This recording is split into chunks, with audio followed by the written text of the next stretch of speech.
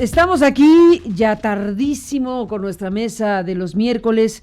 Gabriel Reyes Orona, buenos días y bienvenido. Muy buenos días, Carmen. Muy buenos días, Alfredo Figueroa, gracias por estar aquí. Buenos días, Carmen. Gracias por su Gabriel. paciencia. Se extendió la entrevista que tuvimos hace unos momentos con Fabio Covarrubias, el exdirector de Fertinal y exaccionista de Fertinal, que bueno, pues vino aquí a dar esta explicación sobre cómo fue la compraventa de Fertinal. Está abierta la investigación en la Fiscalía de la República, como sabemos, por una denuncia de Pemex, y bueno, pues todo lo que aquí se escuchó explicado por quien dirigió Fertinal, y aquí queda para que la gente pueda tener esta otra versión de las cosas, esta información que da el que protagonizó la transacción en curso ahora de investigación. Ayer oímos a Mathieu Turlier de Proceso, que bueno, nos dio su referencia investigativa sobre el caso Fertinal. Y bueno, pues hemos contrastado unas cosas con las otras y cada quien tendrá ahora una valoración de qué está en juego en este momento. Así que bueno, lo dejamos ahí con la explicación que da el empresario, lo dejamos ahí con lo que está en curso de investigación, y sé que estuvieron también, bueno, escuchaste, Gabriel Reyes Orona, la conferencia de prensa de Javier Cuello Trejo. Todo a la mesa en la misma mañana, al final de cuentas. Lo que dice Covarrubias aquí, lo que dice Cuello Trejo en la conferencia de prensa. Covarrubias dice, definitivamente son cosas diferentes Fertinal que agronitrogenados. Da una explicación al respecto del tema.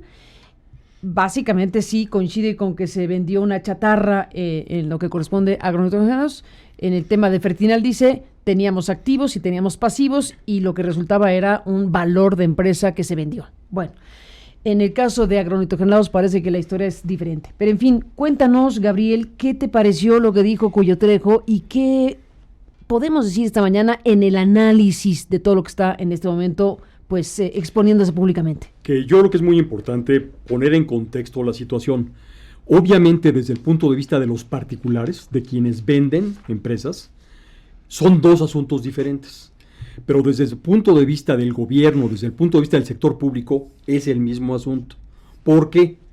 Porque lo que ha venido sucediendo en el país desde hace varias décadas es que México se quedó sin una industria básica que tiene que ver con el fertilizante.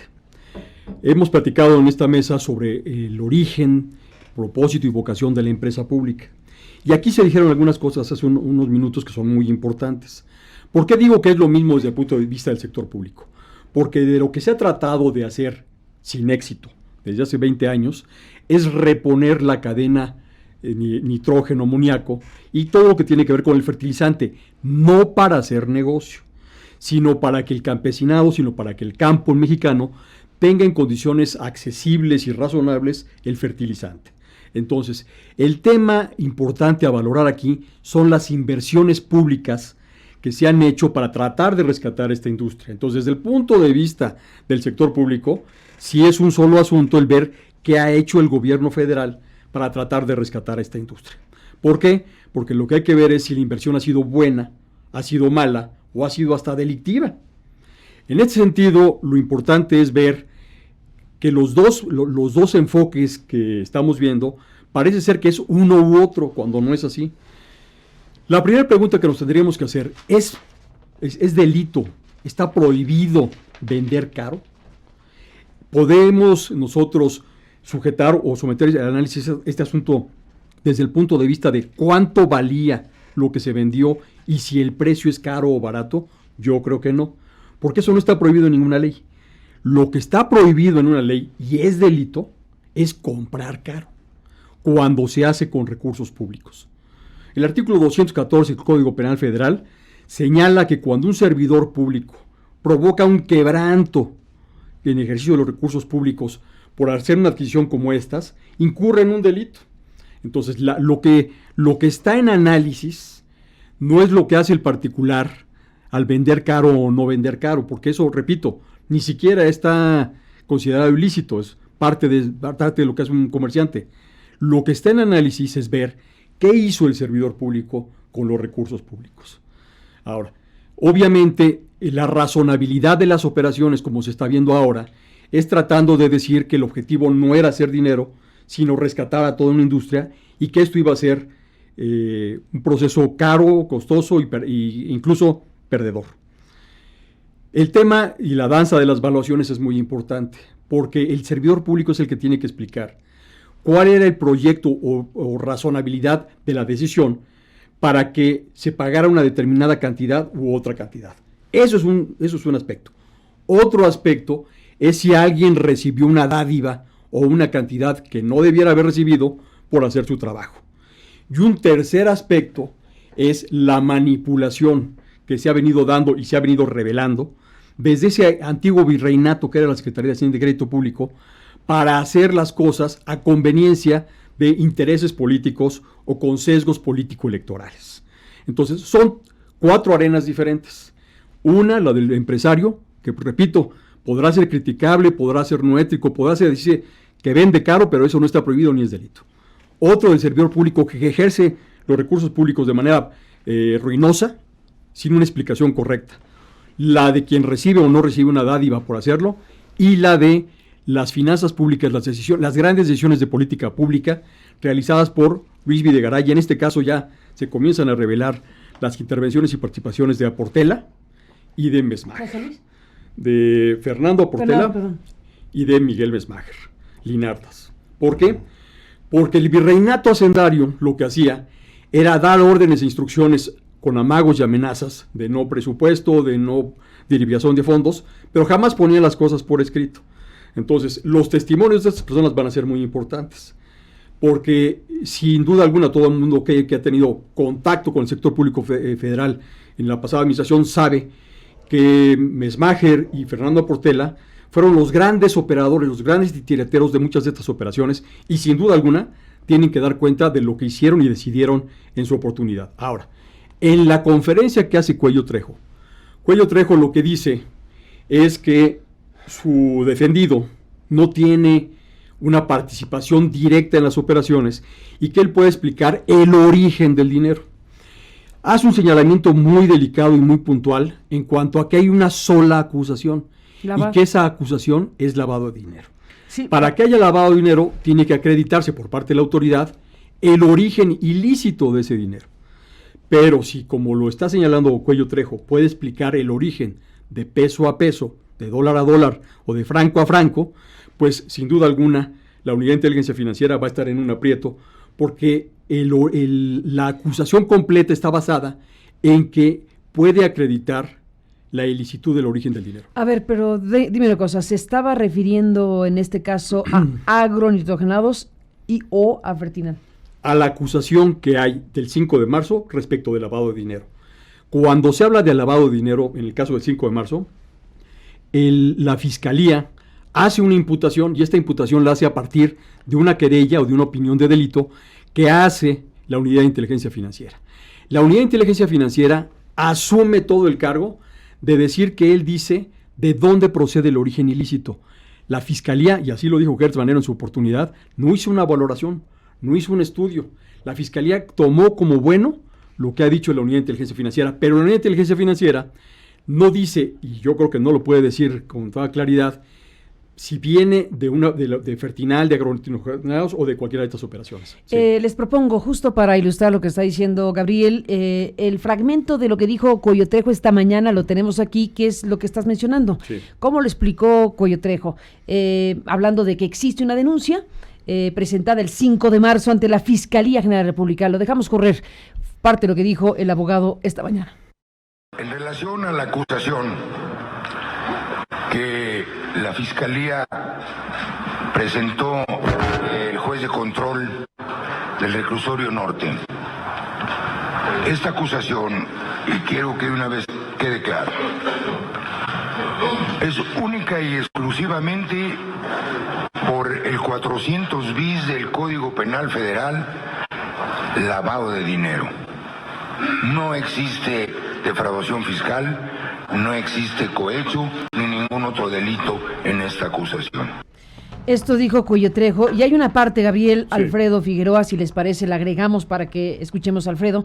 Dice que Lozoya, bueno, habla del tema de los tiempos, ¿no? Habla de Lozoya, que estaba en Davos, que tenía otras actividades, etcétera. Dejamos correr esto, porque dedicó buena parte de su conferencia a señalar a la Unidad de Inteligencia Financiera. Incluso se atrevió a plantear el abogado el asunto de que la Unidad de Inteligencia Financiera habría engañado a la Fiscalía General, lo cual ya es una cosa tremenda. Vamos a escuchar lo que dice el abogado Cuello. No revisemos a Emilio Lozoya por 3 años de funcionario. Revisemos a Emilio Lozoya 20 años hacia atrás. El señor Emilio Lozoya es un hombre, con todo respeto, que fue el director para América Latina del foro más importante del mundo, que es el de Davos. El señor Emilio Lozoya no vivía en México. Tan es así que el señor Emilio Lozoya no tributaba fiscalmente en México, sino es hasta cuando se da de alta, cuando toma posesión como director de Pemex. Todos estos disques sobornos son pagos del trabajo que Emilio Lozoya desarrollaba desde hace muchos años en una empresa que fue fundada en Suiza en 2008. Pues parte de lo que dijo Alfredo Figueroa, pues así están las cosas. Uf. A ver, yo creo que es muy importante decir que estamos ante un entramado de una extraordinaria complejidad, que es, me parece revelador muchas de las cosas que hoy estamos conociendo, tanto de las denuncias que han venido por parte de la Fiscalía, como de las declaraciones que los abogados van a hacer, vinculadas efectivamente a una trama que estaría caracterizada por la corrupción política. Es decir, estamos ante un asunto que se investiga, presuntamente, vinculado a una dimensión que tiene que ver con lo electoral. ¿Qué pasó y cuál es el papel que jugó Emilio Lozoya en las elecciones de 2012? Es una primera reacción que yo diría aquí, dice el señor abogado Cuello Trejo, que el señor Lozoya empezó a tributar en México cuando fue director de Pemex. Bueno, yo tengo claro que el señor Lozoya trabajó previamente en OHL. En el caso mexicano, no sé si en esa época también seguía tributando allá o empezó a tributar acá. Pero hay muchos detalles que creo, Carmen... Estaba en el directorio de OHL. Bueno, así es. A lo mejor entonces no pagaba impuestos. No sé cuál sería la condición. Hablo de una declaración así muy puntual que acabo de escuchar en este momento frente a nosotros. Pero quiero hacer un poquito de historia en relación a este conjunto de temas. Porque de algo tengo certeza, Carmen. La corrupción política no tiene en Lozoya al personaje solitario del que hoy estamos hablando. Este es un proceso, y hoy has tenido aquí a un empresario, por ejemplo, hablando de cosas al que habría que seguirle preguntando y preguntando muchas cosas. Esta historia, muchas de estas historias vinculadas a esta cadena de la que se hablaba, de la que hablaba Gabriel muy bien, tiene que ver con un origen, y tiene que ver en el proceso salinista, en donde hay un proceso de privatización de recursos del Estado mexicano, de empresas del Estado mexicano, que son vendidas a particulares, en un periodo muy interesante, un periodo que terminaría, una vez privatizadas estas empresas, llegando a la condición de ser recuperadas nuevamente por el propio Estado mexicano mediante aquello que se llamó el FOBAPROA y después el IPAB. Señor Covarrubias, que ha estado aquí, entiendo que es uno de los que compraron Fertinal.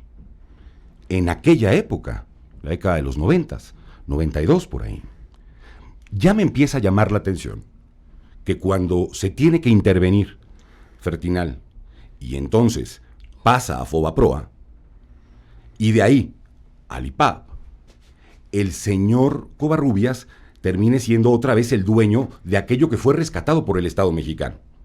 Una pregunta que me gustaría formular es: ¿cuánto le costó al señor Covarrubias esta empresa? Y hay detalles que dijo hoy que me llaman también la atención mucho y que me parece que son otras líneas de investigación a estudiar. ¿Cuál es la intervención del señor Salinas Pliego en toda esta trama? En la de Fertinal, vinculada, por eso estoy haciendo un poco de historia. Vamos a llegar a Lozoya, por supuesto. pero voy dando algunos datos. Bueno, de algo que además me ha tocado estudiar a lo largo de mi vida profesional en distintos momentos. Y es este mecanismo en donde el señor Salinas Pliego ha empezado, digamos, a hacer un proceso de negocios con litigios en México. La entrada de la deuda que obtiene el señor Salinas Pliego proviene de un presunto seguro de la empresa ING.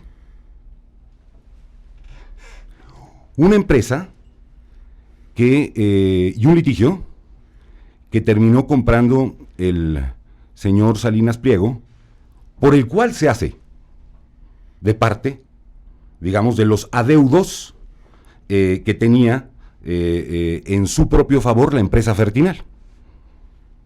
Y un primer elemento que me gustaría poner en escena es la historia de persecución que ING tuvo gracias a Televisión Azteca, haciendo reportajes un día sí y otro también, para ganar litigios, para establecer un grado de presión pública y un grado, digamos, de presión a empresas, como fue ese caso, un caso que hay que estudiar desde el punto de vista de lo que hacen los poderes fácticos en el país, utilizando a la televisión mexicana, a una concesión del Estado mexicano, para beneficiarse en términos de litigios concretos. Es decir, el uso de empresas de televisión para garantizar intereses en litigios concretos. La historia de cómo entra aquí el señor Salinas Pliego tiene muchísimo que ver con la historia de la empresa ING, cuando esta empresa Fertinal hay un huracán y entonces hay un litigio vinculado a las pérdidas que tiene que tener y quién había asegurado a la empresa Fertinal. Bueno, es ING. Y es ese el tema y el hilo que me parece que las periodistas y los periodistas deberían seguir en términos de una historia absolutamente compleja. Saber quiénes son las empresas presuntas que compran la empresa Fertinal en el momento en que la compran. ¿Quiénes son? No las directas, no la, déjenme decirlo así. Fondos de inversión. No la holding, no. ¿Cuáles fondos de inversión son? ¿Y quiénes son los que están detrás de esos propios fondos de inversión? Digo todo esto, Carmen, porque creo que no vamos a entender bien esta trama hasta llegar al momento presente si no vemos toda la red de historias que en torno a este tema vinculan, otra vez digo, a aspectos de carácter electoral, pero también a televisiones privadas, pero también a empresas de seguros, a fondos de inversión, no solo en México, sino en México y en el mundo. Y a una lógica de un personaje, que es Emilio Lozoya, que ha estado vinculado a un conjunto de empresas,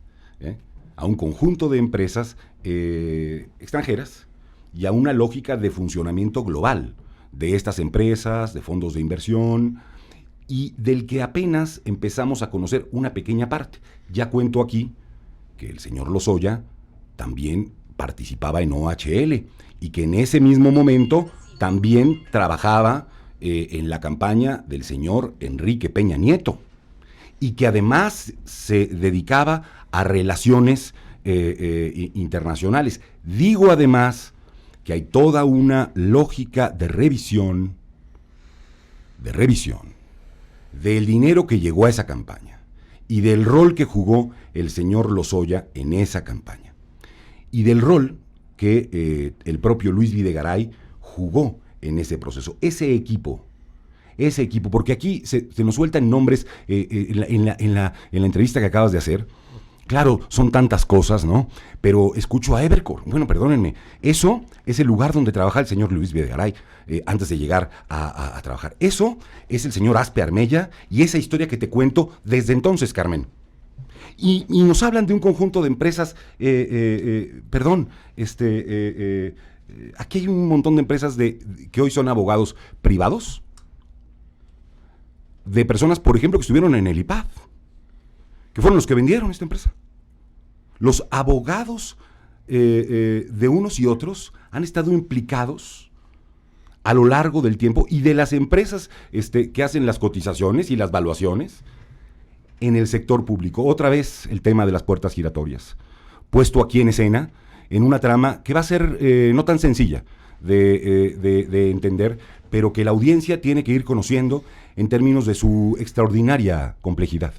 De ver quiénes son estos nombres que pasan rápidamente, que nos dicen estos empresarios, no, miren, esta empresa, súper famosa y muy importante. Sí, vamos a ver quiénes son los que trabajan en esas empresas y vamos a encontrar muy rápidamente, una historia muy interesante respecto de quienes han estado en el sector público, en el sector privado. Creo que, además de todo, esta historia es, y lo voy diciendo, la socialización de las pérdidas y la privatización de las ganancias. En la trama de esta historia está esto. Y quizá valdría la pena, porque fíjense que hoy hay un presidente en el país que se preocupó mucho por este tema. Creo que hasta un libro hizo. Sí, el Fobaproa. El tema del Fobaproa.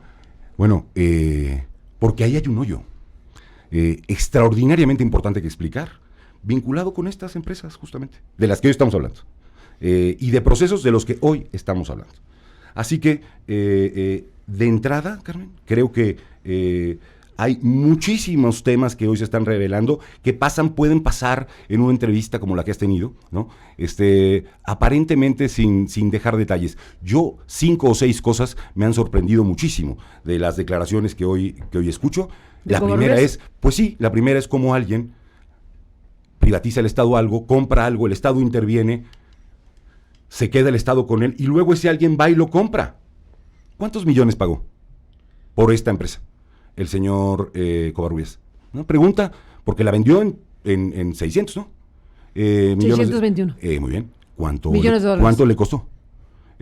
Nada más ese primer cálculo a mí me gustaría conocerlo, hay que estudiarlo, pero mucho me temo que hay una gran distancia entre aquello en lo que compró y aquello en lo que vendió. Entonces, doy estos elementos porque creo que es necesario poner en valor todo lo que está ocurriendo, y por supuesto me preocupa lo que dice Gabriel y que ha puesto aquí en escena. Me preocupa la idea de que se quiera, digamos, la eficacia de la investigación.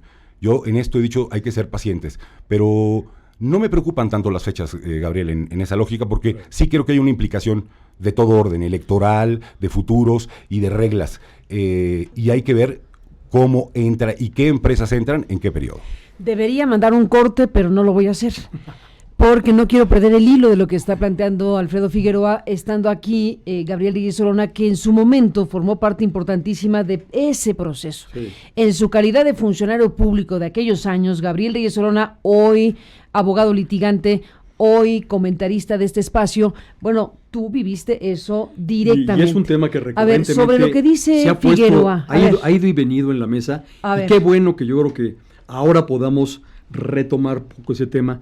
Y le platicaba yo en alguna ocasión a Alfredo que contar la Segunda Guerra Mundial a partir de Hiroshima, pues no revelaría muy bien lo que sucedió. Y aquí es muy importante porque... Vaya metáfora la tuya. Sí, es que Fobaproa fue Hiroshima. Fobaproa fue el contenedor que recibió una gran cantidad de errores de decisiones públicas. Perdón, solo para el público, ¿qué hacías tú en aquellos años? ¿Qué eras? Yo era director jurídico de los fondos de apoyo a la banca y al mercado de valores en el Banco de México. Sin embargo, esta unidad jurídica le daba apoyo a muchos fideicomisos, entre otros los fideicomisos al Fondo Bancario de Protección al Ahorro. Fobaproa. Entonces, conocíamos la parte de, como el Banco de México era administrador del patrimonio del Fobaproa, pues conoce las operaciones que va realizando. Ahora, recordemos, y por eso es muy importante lo que está señalando ahorita Alfredo, aquí ha sido un proceso que ha ido dando vueltas una y otra vez sobre los mismos temas. Y decía yo en alguna ocasión, para entender qué pasó, no se puede empezar en 1994. Para entender qué pasó, tiene uno que empezar en 1982, cuando vienen errores graves y trascendentales que hacen que el mercado cambiario mexicano se vuelva un desorden, que el gobierno mexicano estatice la banca, y entonces los políticos mexicanos, que sin duda alguna son de los peores políticos que hay en el mundo, tienen una cartera ilimitada para gastar en caprichos, abusos y excesos. ¿Por qué esto es importante? Porque en el momento en el que la banca pasó a ser chequera del gobierno federal mexicano, se cometió una gran cantidad de abusos para hacer política, para ganar campañas, para hacer candidatos vencedores con dinero que venía no del erario público, sino de la gran chequera que era la banca oficial. Si a este asunto le sumamos que la Comisión Nacional Bancaria, en ese entonces no era de valores, la Comisión Nacional Bancaria de Valores era una autoridad supervisora que jerárquicamente se encontraba por debajo de los directores de los bancos oficiales, nos encontramos en una situación en la cual las campañas se pagaban con créditos bancarios. Los favores se hacían con créditos bancarios. Entonces, lo que sucedió entre 1982 y 1989 fue un deterioro brutal de la banca mexicana, en la cual el valor real de la banca era menos 5 veces el valor contable o el valor declarado. ¿Qué quiere decir? Que el gobierno mexicano, a través de sus políticos, saqueó a la banca durante una década, la demolió e hizo política firmando contra los balances de los bancos. Entonces vino Salinas de Gortari en el 88-89 a modernizar el país e inició un proceso que es el origen de todo lo que estamos viendo hoy. La privatización, no solamente la bancaria, sino la privatización de muchas empresas que el gobierno había tenido bajo su control, que había saqueado y dejado en valores negativos, pero que puso a la venta. Lo que está realmente hoy en día emanando, ya conociéndose con mayor precisión, gracias a un esfuerzo que se ha hecho de muchas personas que han escrito libros sobre el tema, pero a partir del 94, es darnos cuenta que ese proceso de desincorporación bancaria, ese proceso de privatización de empresas públicas, fue un gran engaño, en el cual empresarios afines o no afines al sector público federal compraban bancos en 4 o 5 veces su valor contable. ¿Qué quiere decir? Que si en los libros el banco valía 100 pesos, el banquero pagó 500. Pero cuando llegó al banco, se dio cuenta que el banco valía menos 50. O sea, no solamente no valía los 100 que le habían dicho, sino que él pagó 500 por algo que valía menos 50. Y entonces ahí comenzaron los abusos y los contubernios entre banqueros, empresarios y políticos a hacer un gran orquestado de simulación en el que nadie se da cuenta de que esto está quebrado. Vamos a ver cómo recuperamos lo que pagamos y vamos a ver con los empresarios cómo vamos negociando los créditos que tienen de sus empresas para que no los quebremos, pero tampoco generen un quebranto en el banco. Entonces, ¿qué fue lo que pasó en 1994? En 1994 todo comienza con Casa de Bolsa Abre, donde ustedes recordarán había créditos de transportistas. En esos créditos de transportistas había favores políticos hechos particularmente por el gobierno de la Ciudad de México que eran impagables. Entonces, lo que sucedió con Abre es que el gobierno tuvo que tomar para poder ocultar lo que se venía simulando, y era que había una casa de cambio, que había una casa de bolsa que valía dinero cuando no valía un centavo, y que de evaluarse realmente habría que quebrarla. Pero si quebraba una casa de bolsa, se iba a poner en tela de juicio la solvencia del sistema. Ahí comenzó el primer foco amarillo. Sin embargo, en septiembre del 94 aparecieron 2 bancos, Banco Unión y Banca Cremi, ambos de Cabal Peniche, a quien Pedro Aspe Armella había calificado como el mejor banquero de la historia del mundo. Y se dieron cuenta que la pérdida que había en Cremi y Unión era de más de 25,000 millones de pesos. Es decir, muchas veces el capital social. Es interesante decir una cosa. Según información de la que yo dispongo, Banca Unión tiene relación con Fertinal. Y Banca Unión es justamente, entiendo, una de los que ofrecen un crédito a esta empresa que no estaba pagándolo. Por lo tanto, van interviniendo Fertinal. Es decir, en esta trama, en esta historia, Fertinal y Banca Unión tienen un origen. Por eso creo que es muy importante. Buen botón de ir viendo, distinción. ese tema. Y esto que lo saques como ejemplo es muy importante, porque se generó todo un entramado, un contubernio. Déjenme hacer una pausa, porque necesitamos esos 2 cortes que nos faltan todavía. Dejemos esto en que está este entramado y contubernio, uso las palabras que estás utilizando, Gabriel Reyes Orona. Regresamos al punto, después de este resumen de noticias. Livier Cuevas, Óscar Rojas y Araceli Ledesma nos presentan un corte y volvemos, porque aquí, a ver, ya dijeron varias cosas y hay que retomar el hilo, porque tú planteaste específicamente el caso Fertinal, has puesto el tema Fertinal directamente, que es del que venimos hablando esta mañana con Covarrubias, y bueno, el tiempo se nos agota y me gustaría que Gabriel Reyes Orona se refiriera, si tienes en tu mapa de revisión histórica el caso Fertinal específicamente, valdría mucho la pena traerlo a cuento con lo que tú tengas que decir, Gabriel, pues porque lo que está planteando Figueroa es esto que se privatizó en tiempos de Salinas, que se rescató en tiempos del Fobaproa, que se volvió a vender a los particulares y que esos particulares se lo vendieron a Petróleos Mexicanos en tiempos de Peña. Básicamente esa es la trama de la cual después de este resumen y corte volvemos con Reyes Orona. A ver, regresamos en este programa que está verdaderamente intenso por todo lo que se involucra esta mañana con lo que ha declarado Covarrubias, el exdirector y exaccionista de Fertinal, con la conferencia de Cuello Trejo, que aquí se ha recuperado una parte, con lo que ha dicho Figueroa, que nos remonta al Fobaproa y nos remonta a esto que yo le pido a Gabriel Reyes Orona, que ya nos contó qué hacía en aquellos años en el Banco de México con el tema de este asunto del rescate bancario que pues ha marcado la vida de México y sigue marcándola, tal como lo dice, por cierto, que lo recordaste muy bien, el libro de Andrés Manuel, Fobaproa, Expediente Abierto. Lo escribió hace algunos años. Cerca del 2000, por ahí. Andrés Manuel escribió aquel libro en 99, 2000. Por ahí. Aquí estoy viendo una nota sobre esto. Septiembre de 99. Mira, sí. En septiembre de 1999, Andrés Manuel López Obrador escribió Fobaproa, Expediente Abierto, retrato de un país de complicidades e impunidad, de Editorial Grijalbo. Casi estoy segura que habrá sido nuestro muy querido Ariel Rosales de Grijalbo, quien habrá sido el editor de Andrés Manuel López Obrador. Y bueno, pues este libro de 113 páginas se refiere precisamente a todo lo que ocurrió cuando se determina que la deuda privada pues se hace pública.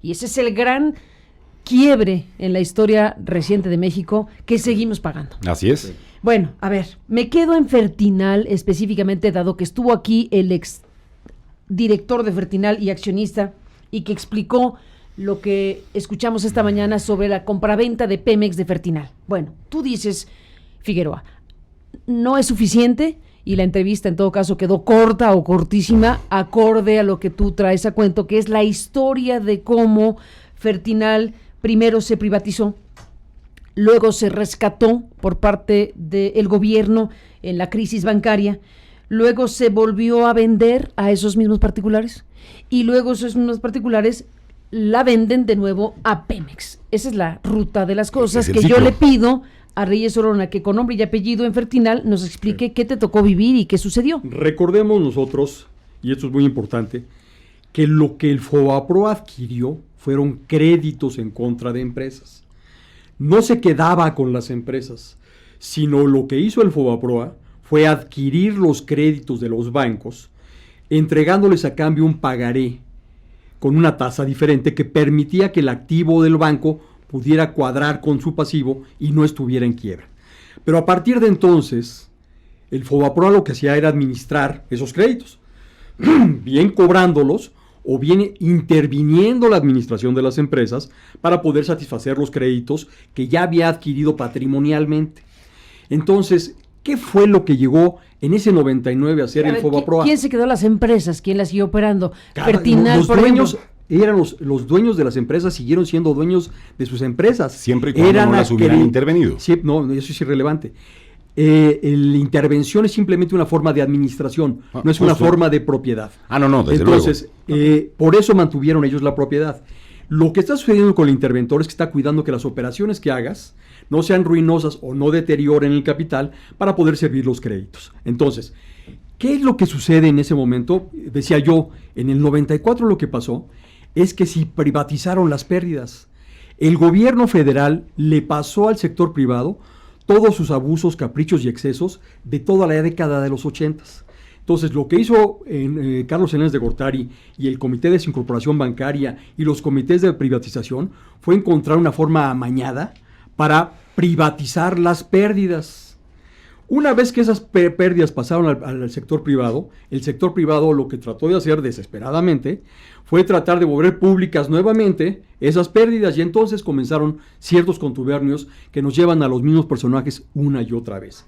¿Por qué? Porque lo que sucede es que le decían a un empresario: no te preocupes, ¿tú quieres comprar esta empresa? Yo te encuentro el crédito. Y entonces encontramos a un banquero que te va a dar el crédito en condiciones que no calificas para recibir el crédito, pero te va a dar ese crédito y entonces vas a poder comprar la empresa. 3 o 4 años después, cuando el crédito no se pagaba, volteaba el banquero, en este caso Cabal Peniche, a ver a Pedro Aspe, que le había recomendado que se hiciera la compra de o el otorgamiento de algún crédito. Oye, no me pagaron, no te preocupes, te vamos a ayudar a que ese crédito que no se pagó no te afecte en tu balance.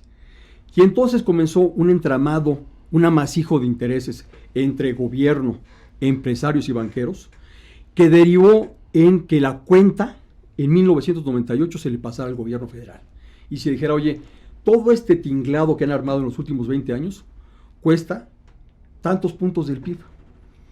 Y entonces hay dos... ¿Cuántos? Hubo una gran varianza, se hablaba entre 6 y el 20%.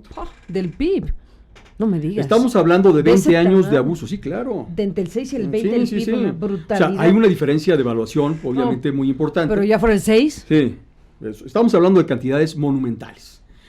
¿Qué Pero entonces, seguimos pagando? en la Secretaría de Hay que Hacienda, a remarcar. alguien se le ocurrió la brillante idea de decir: oye, es que fíjate que el pagaré que balancea a los bancos para que no quiebren, que les dio el FOBAPROA, paga tasa TIE más 5.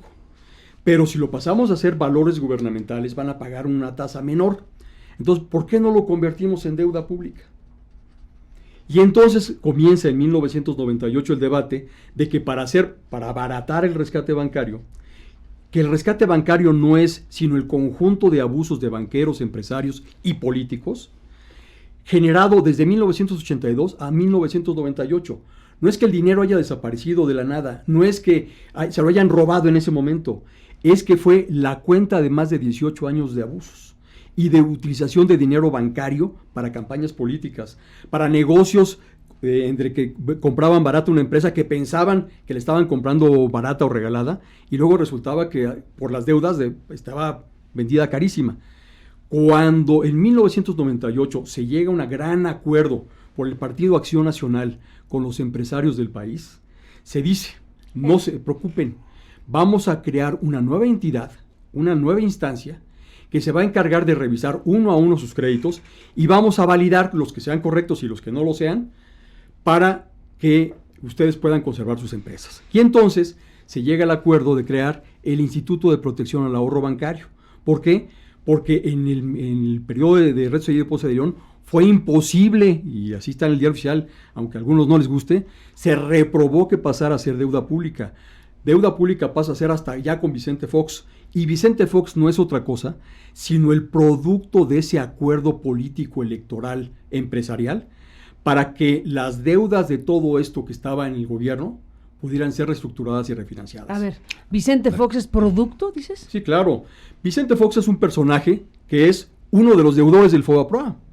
Todos los créditos de las empresas de Vicente Fox, de Medina Plasencia, de muchos empresarios relevantes en el propio de los bancos, ¿no? De los bancos, estaban encabezando sus propios movimientos. Vicente Fox era un acreditado, las empresas de Vicente Fox, de las que las mandaron a un vehículo especializado que se llamó el FIDERCA, que era el FOBAPROA sofisticado para desaparecer más rápido las deudas. Y entonces el FIDERCA, que estaba en Nacional Financiera, se llevó todas estas deudas privilegiadas para renegociarlas y extinguirlas. Entonces, ¿cómo arranca el año 2000? El año 2000 arranca con un nuevo presidente que tiene un pie sobre el cuello de muchísimos grandes empresarios de este país, salvo de uno, que era Roberto Hernández, porque él había podido renegociar que el pagaré Fobaproa ya fuera negociable, que no lo era originalmente, y le pudiera vender el banco, que no era otra cosa más que vender el pagaré a Citibank. Déjenme hacer una pausa, necesito hacer una pausa y regresamos. Nos envía un mensaje Paulo Díez Gargari, que pues habrás conocido en aquellos años, claro. en otra circunstancia, pero tanto Díez Gargari, el abogado... Exdirector de Bancomext, jurídico. Director jurídico de Bancomext, dices. Bueno, el abogado Díez Gargari y Reyes Orona, en su momento, bueno, pues estuvieron relacionados con este proceso en su calidad de funcionarios públicos. Dijiste que director Él fue el director jurídico de Bancomext con Gurría. Cuando Gurría propone la creación del IPAB, él propone que él sea el director jurídico que inicia o arranca con el IPAB. Bueno, necesito el corte y te adelanto. Nos debe decir cosas. Y adelanto que Díez Gargari envía este mensaje respecto a lo que acaba de decir Reyes Orona. Él dice que no es correcto lo que dice Reyes Orona en una de esas partes, que Banco Unión se quedó con el 47% de Fertinal, que tuvo que capitalizar parte de sus créditos y se quedó con el 47% de Fertinal. Tú dijiste que se lo quedó, que no pasó de manos. Qué bueno que lo trata, porque así como ahora en la venta, pero tú dijiste que se lo quedó Bancomext y Nacional Financiera se dedicaron en muchos casos a quedarse en escala internacional y en muchísimos casos que pasaron por la mano de Paulo Díez Gargari, y se comenzaba a utilizar el recurso público de los bancos de desarrollo para rescatar empresas, para poder refinanciar empresas. Esta operación que él menciona, como muchísimas que se hicieron a finales de los 90 en Bancomext, son verdaderamente monstruosas. Como igualmente monstruosas son las que hoy Bancomext y Nacional Financiera hicieron para volver otra vez al mismo. ¿Qué es monstruoso? Monstruoso quiere decir utilizar el dinero para el comercio exterior, para rescatar empresas que operan en México y que son simplemente protegidas de la Secretaría de Hacienda y Crédito Público. Déjenme hacer una pausa y regresamos después de la misma. En todo caso, si quiere intervenir el abogado, podría entrar para decir lo que tenga que decir Díez Gargari, y aquí entramos en la fase final del programa. Nos quedan 20 minutos muy buenos todavía. Espérenme tantito, volvemos en un instante. A ver, esto ya se puso más intenso de lo que creíamos. Estamos aquí con Gabriel Reyes Orona, con Alfredo Figueroa. Alfredo Figueroa ha colocado la discusión de Fertinal, específicamente Fertinal, en la lógica de la revisión histórica desde el momento en que se compra Fertinal del gobierno de la República, se vende a particulares, desde el momento en que Fertinal es rescatada en términos del Fobaproa y luego del IPAB. Está el tema de, bueno, ¿mantiene la operación Fertinal al 100% o no? Dice Paulo Díez Gargari que no, que se quedó Banco Unión con el 47%, porque yo pregunté a Reyes Orona, que en ese momento era funcionario del Banco de México, y que dices las empresas las siguió operando el empresariado, y dice Paulo, no, 47% se le quedó Banco Unión en el caso de Fertinal. Bueno, que entre el abogado al aire. Bien. Paulo Díez, gracias por estar aquí, gracias por estar siguiendo la mesa y por intervenir de esta manera, ahora recordando lo que a ti te tocó vivir en su tiempo como funcionario del gobierno mexicano. Buenos días, Paulo, abogado. Hola Carmen, buenos días a Gabriel y Alfredo. Efectivamente estaba escuchando el programa porque me parece que están tratando un tema interesantísimo, Carmen, y sin ningún afán ni de polemizar, ni de corregir a Gabriel ni nada, simplemente hacer una precisión que me parece muy importante para efectos del tema que están tratando allí, Carmen, de altísimo interés público, y es que efectivamente el Fobaproa adquirió créditos, pero Banco Unión, que después fue intervenido por la Comisión Nacional Bancaria, que no era de valores efectivamente todavía en ese entonces, había otorgado créditos multimillonarios a Fertinal que no se pudieron pagar, y no solo se intervino la empresa, sino que Banco Unión se vio obligado a capitalizar parte de esos créditos multimillonarios por el más del 45%, no recuerdo exactamente cuánto, y que fue el mismo porcentaje que años más tarde le vendería en una subasta pública pues muy cuestionable y muy irregular, en un precio, me parece a mí, pues extraordinariamente bajo o casi inexistente, al señor que entrevistaste tú esta mañana. Entonces, simplemente esa era la aclaración del dato que tenía, lo estaba viendo y me parece que es muy relevante pues, sí, para ustedes y para el auditorio tenerlo en cuenta, ¿no? Si te acuerdas el precio en el que compró Covarrubias, Fertinal. Pues mira, yo ya no estaba ahí, debo decírtelo, pero fue un proceso público y ves que tengo pues esta mala costumbre de seguir los procesos públicos que tienen que ver con recursos públicos, porque también tengo esta mala costumbre de pagar mis impuestos y no me gusta que mis impuestos nos vayan a dar a la basura. Y efectivamente fue un proceso de licitación pública muy irregular por ahí del 2006. Yo ya no estaba, yo estuve solamente en el IPAP 2000 y 2001, Carmen, pero le seguí dando, digamos, seguimiento a ciertos temas muy importantes como este. Y si mal no recuerdo, casi te lo puedo decir aquí, el precio que se pagó por esas acciones de Banco Unión y algunos otros activos que tampoco recuerdo, pero era público, por ahí se hicieron públicas las convocatorias y demás, incluían el 40 y tantos por ciento, más del 45% de las acciones de Fertinal, algunos derechos de crédito contra la sociedad y algunos derechos litigiosos, y no llegaba, me parece que ni a los 9 millones de dólares en 2006. ¿9 millones de dólares? 9 millones de dólares por ahí. Pero esto es muy relevante, Carmen, y me pareció que era relevante aportar esto a la mesa, sin afán de discutir con nadie, ni con Gabriel. En otra oportunidad, si lo consideras conveniente, lo hacemos, pero hoy mi intención con esto era simplemente poner este dato ahí sobre la mesa. ¿Por qué? Pues porque efectivamente, mucho antes de haberle vendido aparentemente muy caro a Pemex, Fertinal, pues se había adquirido una parte muy importante de ese propio Fertinal en un precio bajísimo, lo que le generó pues un quebranto al erario mexicano, ¿no? Entonces, pues era simplemente ese el afán, Carmen, contribuir ahí a enriquecer el debate y darle al público pues un dato que me parece importante. Te agradezco, Paulo Díez Gargari, la intervención. Seguimos al habla, abogado. Buenos días. Claro que sí, gracias, Carmen. Gabriel. Pues mira, coincido con Paulo en el sentido de que no hay que dispersar quizá la discusión en más allá de lo que pueda confundir al público, ¿no? Yo creo que es muy importante, sí, precisar el FOBAPROA, ¿qué fue lo que hizo? Cuando hubo dos tipos de bancos. Algunos que se intervinieron gerencialmente, y eso hizo que la autoridad, el gobierno federal, a través de la Comisión Nacional Bancaria de Valores, administrara estos bancos, y hubo otros casos en los cuales el FOBAPROA capitaliza, es decir, se apropia del banco, no de las empresas, se apropia del banco, y entonces en ese banco hay créditos. Y esos créditos en algunas ocasiones se pueden capitalizar porque ya no pueden pagar. Y entonces el banco se va haciendo dueño poco a poco de las empresas, pero el banco es dueño de las empresas, el FOBAPROA es dueño del banco, el gobierno nunca fue dueño del banco. Es decir, estas empresas, todo se quedó en el limbo, en un espacio entre 1994 y 1998, en lo cual lo único que hubo son dos grandes operaciones.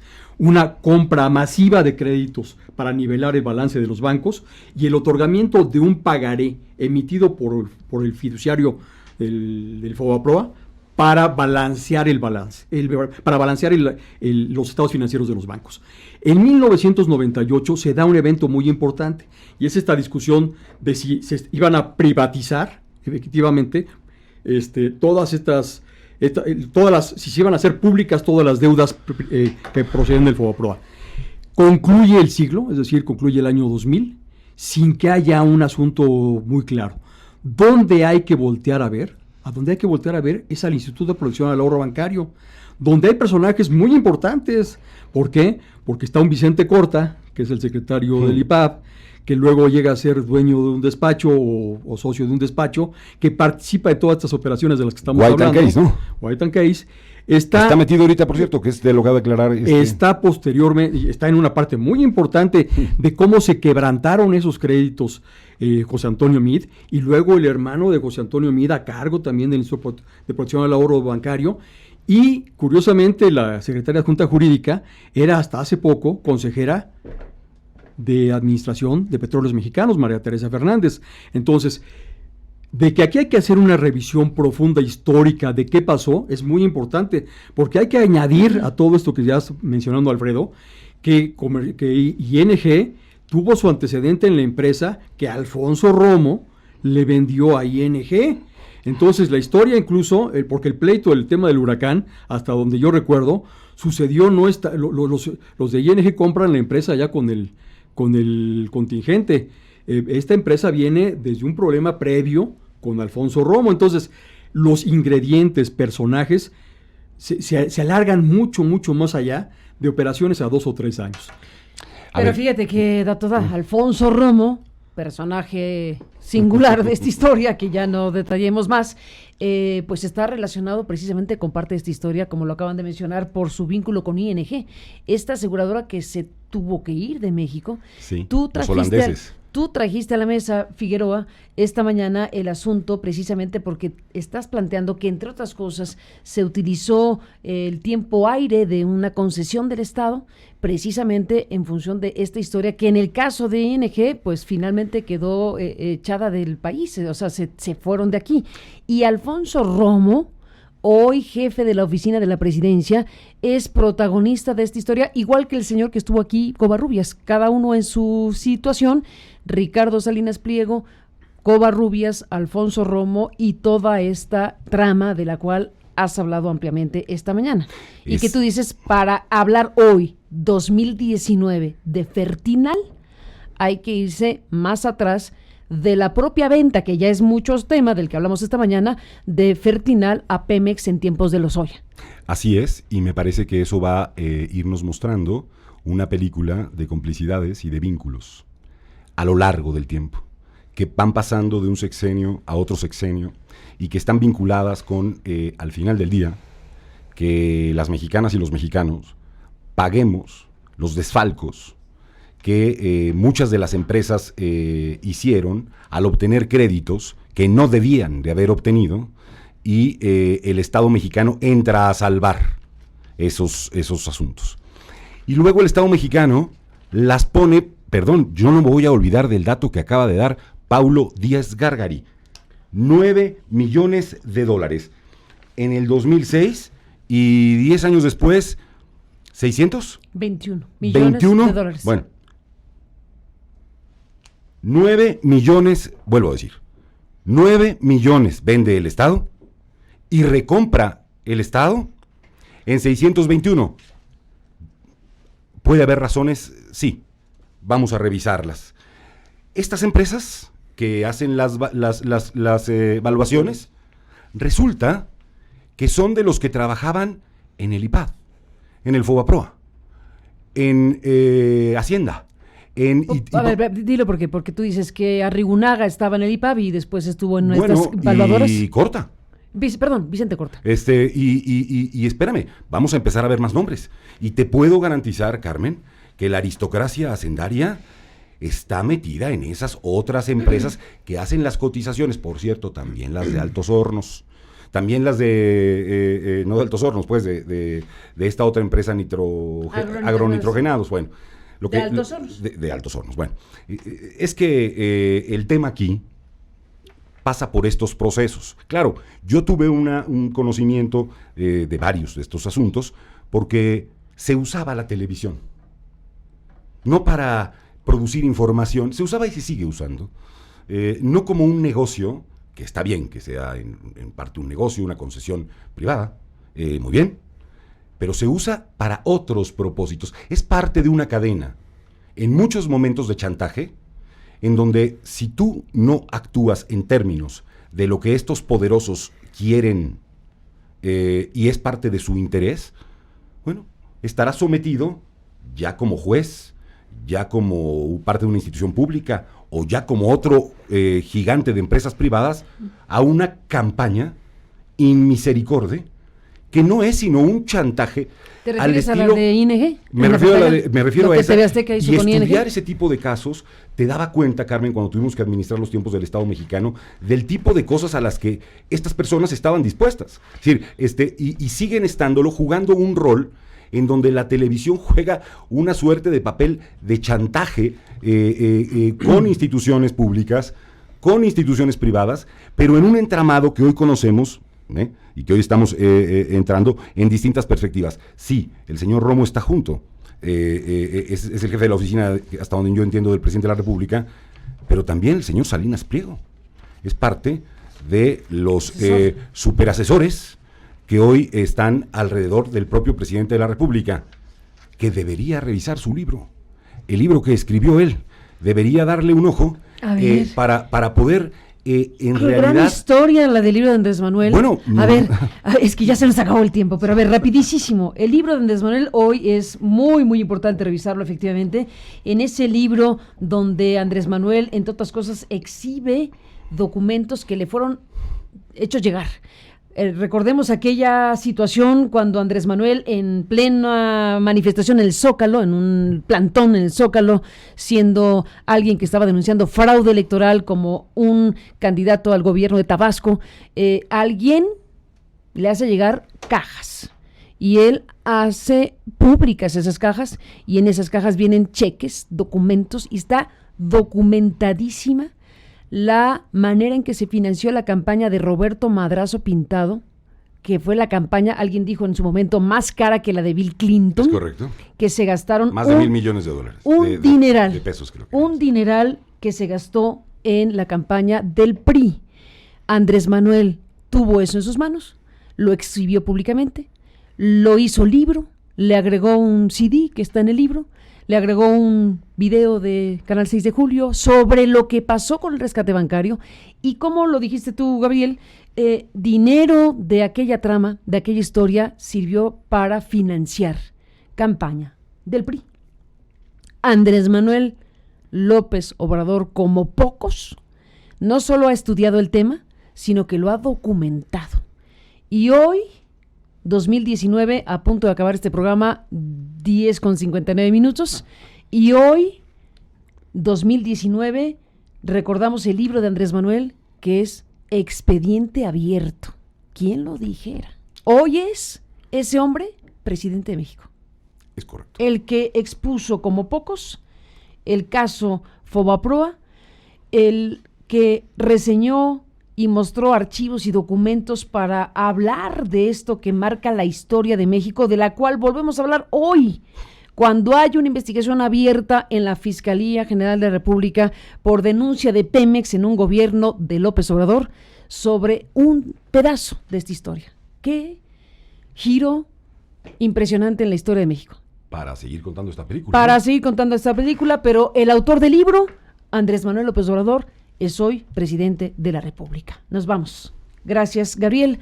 Gracias, Alfredo. Gracias a ustedes. Hasta mañana.